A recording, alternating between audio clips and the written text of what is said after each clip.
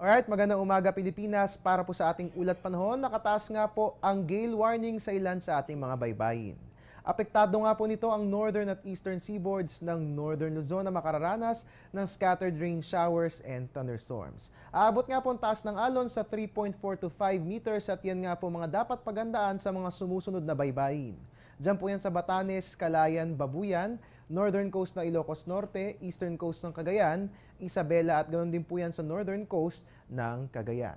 Ang lahat po ay inaabisuhan na magiging rough to very rough po ang mga nabanggit na baybayin kung kaya't iwasan po muna ang pagpalaot sa mga nabanggit na karagatan.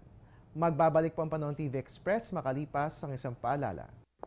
Teng, ang package. Ma'am, sabi ng Air 21 on the road na. Ano, Teng? Ang package. Ma'am, sabi ng Air 21 na receive na.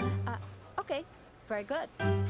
Basta padala, sagot ka ng Air 21. May real-time delivery updates via text para worry-free ka. Teng, ang package, napadala mo na? Yes, ma'am, sa Air 21. Sa Air 21, sagot ko, padala mo!